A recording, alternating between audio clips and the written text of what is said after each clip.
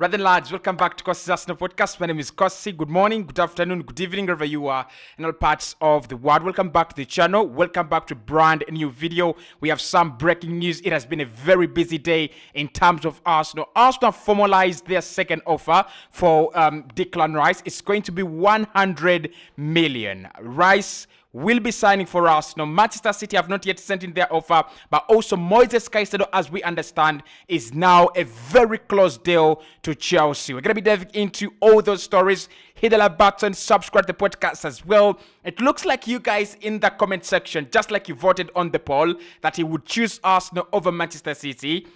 It's happening. It is still happening. He is still signing for Arsenal, but I think Edu and Richard Garlick, they need to really work on their skills in negotiations for big deals, because we have missed so many big deals. Caicedo is gone. Vlahovic is gone. Look, Hausemuwa is gone as well. Yuri Tillemans is gone. We need to step up our game in terms of negotiating big deals. But Arsenal are now willing to send in their second offer worth 100 million to West Ham. Let's get this video to 500 likes. Let's get our opinions in the comment box below. Right, the story has been broken by Fabrizio Romano, who has just said that Arsenal on Declan Rice. Arsenal expected to bid again in the next few hours, days. We wait for the second proposal. Arsenal keen on working on the Rice deal because they did excellent work in terms of personal terms. The discussions with Declan Rice on personal terms is very advanced, so this is why Arsenal want to use this kind of agreement that's almost ready with the player to close the deal with West Ham. West Ham have been respected. They always wanted at least 100 million, so negotiations are in progress. And he also says that we have had rumors about other clubs. At the moment from Chelsea, they don't confirm any intention to enter this race, right? So Chelsea don't have any intention, and says, let's see about Manchester City. They have always been interested in Rice in terms of conditions of the deal, but at the moment, still no bid, but for sure, it's a situation to follow. Arsenal know they have to be fast as soon as possible so that they can get this deal done to avoid any hijacks. Fabrizio Romano there confirming a couple of points on this one. Number one, we have actually sent in our, we are actually planning to send in our, our bid for Declan Rice. That is, definitely confirmed. And he says Chelsea, no intention as information he gets. There is no information from Chelsea, and Manchester City have not sent in a formal bid for Declan. Right, so this has been written by the Guardian, Jacob Steinberg, again one of those journalists that have really strongly worked on this deal in the last few hours and days. He said Arsenal will make an improved offer for Declan Rice that will come close to matching West Ham's 100 million in valuation. Rice remains set on joining Mikel Arteta's side, and the expectation is that he will move to the Emirates Stadium this summer. That is the Guardian, reported by Jacob Steinberg. And Sami Makpo with the Daily Mail has also said that Arsenal are set to make an improved offer of 100 million for Declan Rice that will guarantee West Ham 90 million plus bonuses that could take it up to 100 million. So it is done. It is confirmed. We have an agreement now in place. We can have a consensus about what's happening with Declan Rice. Arsenal have prepared their next offer. It's going to be 100 million, 90 million guaranteed, 10 million in terms of add-ons that will drive the price up to 100 million. Now, I've been watching the Sky Sports show, the Sky Sports Transfer show, and Damesh Sheth has been saying that there is still feeling at West Ham that they can get as much as 110 to 120 million from this deal. He's also said that the possibility of a player still excites and still exists within the ranks of West Ham. They feel they can get 100 million for Declan Rice plus a player. And we're going to be diving into much of that discussion as well. But what I wanted us to do is to run through some of the very concrete reports that I have seen. And this one is the one from The Guardian, who have said that Arsenal will make an improved offer for Declan Rice that will come close to matching West Ham's valuation for the midfielder. West Ham turned down Arsenal's first bid of 80 million plus add-ons for Rice, and are expecting Manchester City to enter the race running. But the 24-year-old remains set on joining Mikel Arteta's side, and the expectation is that he will move to the Emirates Stadium in this summer. West Ham are also holding out for a record fee and intend to reject bids under 100 million. They want Arsenal to hit that figure and include add-ons as well. Interesting. Arsenal's first proposal was spread over six years and contained add-ons that West Ham regarded as unrealistic. West Ham would prefer fewer installments because it would boost their financial position. There is also a feeling that Arsenal's second proposal will still contain add-ons that are unlikely to be triggered. He goes on to say that West Ham's hand would be strengthened by a bidding war. A source predicted that an offer from Manchester City would blow Arsenal out of the water. Okay, so that's what we are looking at the moment. That is where we are in terms of in terms of a new bid, as reported by Jacob Steinberg from The Guardian.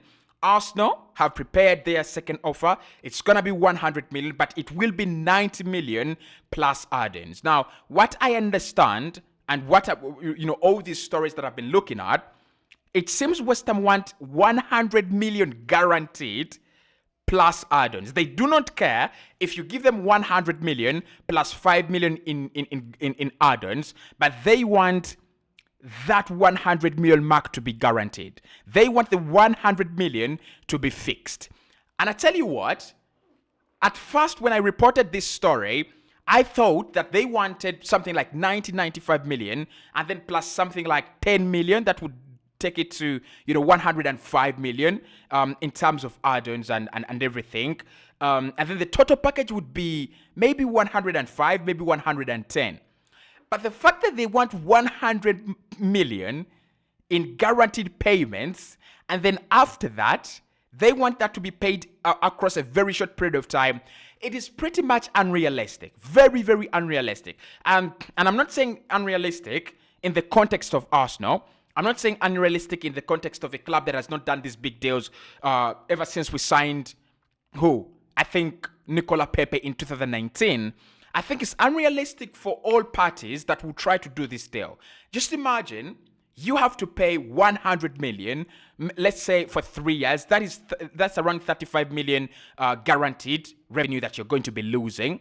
And then on top of that, there will be add-ons that have to be topped on. For me, it's unfair. It's really, really unfair from West Ham. And I think it's unrealistic. But I also think that, one, they know they can push Arsenal into doing crazy. They know Arsenal have the money. They know Arsenal have not spent some big money ever since buying Nicola Pepe in 2019. So if you force Arsenal's hand, they will go deeper in their pocket. They have the money. And the truth is, we have the money. Because just like the Daily Mail have reported, our next bid is very likely to go to 100 million, right? So this is what Sammy Makbo has written. He said that Arsenal are making an improved offer of 100 million for Declan Rice after seeing their first bid rejected. The Gunners have seen their original offer worth 90 million for the Hammers skipper turned down, but new package is imminent. The rejected bid was worth 80 million plus an extra 10. So if a club comes in with, if you go in with an initial offer worth 90 million, it means you have the money. It means we have the money. I just think that our negotiation and the way we are structuring the deal is what is wrong. We are doing it wrongly, right? I think, listen, it has been reported widely that Arsenal have always included bonuses that are unrealistic, okay? Probably if the player wins the Premier League. West Ham will feel that that is unrealistic. It's not going to happen very, very soon, okay? Not next season, not in the next 2 years. Like, no chance. And then, probably if Arsenal win back-to-back Premier League, Premier League titles, or if he wins the Premier League title, I think those are very, very unachievable. I think we should say West Ham will get an extra 5 million on top of the 90 if Arsenal qualify for the UEFA Champions League, in his first season at Arsenal. That is very realistic. And it's also very realistically true that Arsenal could fail to qualify for the UEFA Champions League. So I think that would definitely, appetize the deal for West Ham. And then we should say the last 5 million euros will come if he wins a major honors for Arsenal, including FA Cup, Champions League, or Premier League. Because the FA Cup is doable for Arsenal. But if we say that if he wins the Champions League, we're just making the deal harder for ourselves. But look, let Edu do his thing. Now I understand where we're standing, right? I think the intention to meet the 100 million has always been there from Arsenal. We are just wasting a lot of time. We're just attracting, competition from City, Chelsea, and all these other clubs that is actually unnecessary. But at least the good thing here is that Arsenal's next offer is imminent, and we are thinking it's going to be 100 million. Trust me, West Ham will have second thoughts turning it down. Listen, I'm going to call it right away. West Ham will turn down our next offer. They will turn down. They will turn it down.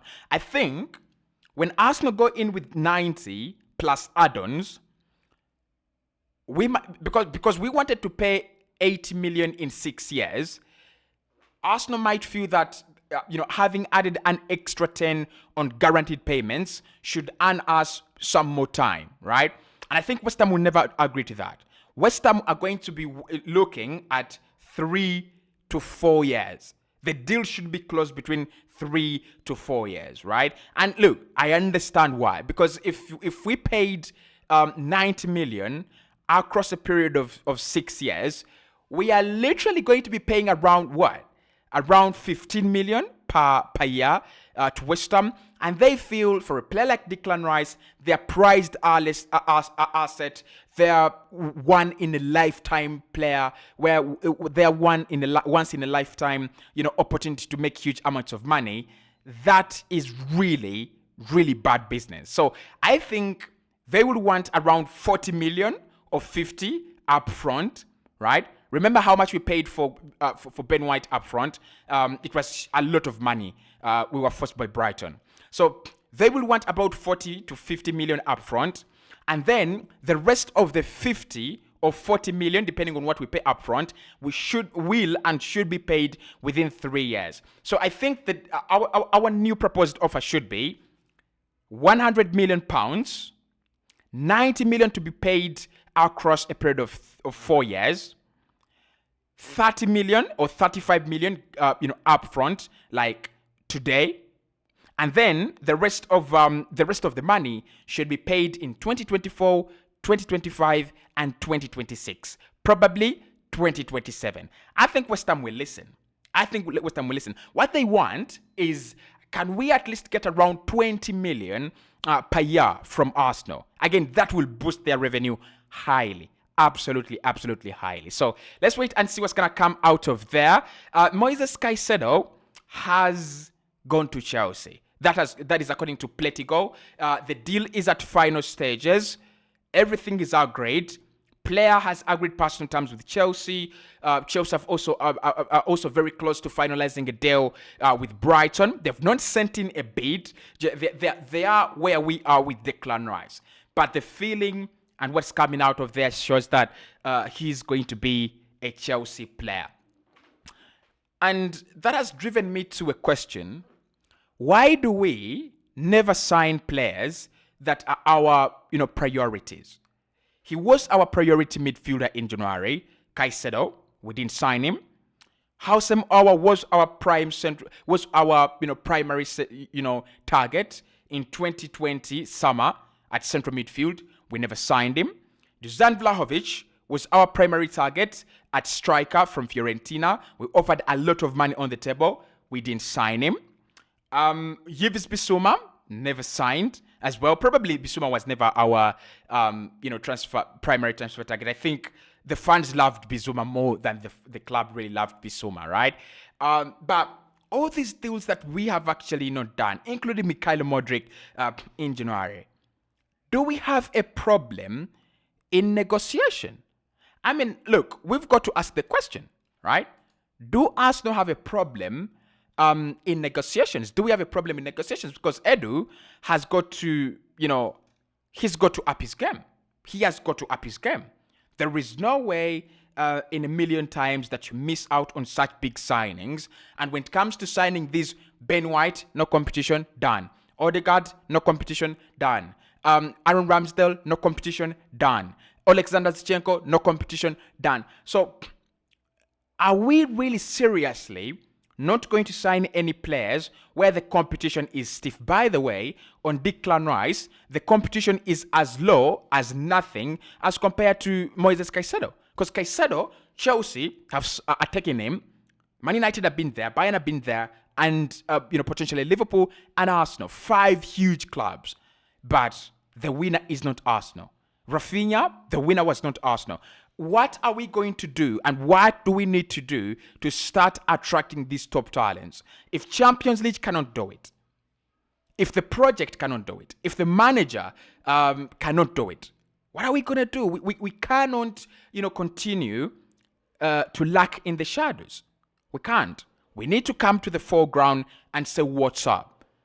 At the moment, we're trying to say what's up, but the WhatsApp is not being, it's just being blue ticked. So for me, Edu has got to find a solution there. So Caicedo to Chelsea, that should be developing. And of course, if it's a done deal, absolutely. And then I'll do a video ranting, definitely. But I'll see you in the next one.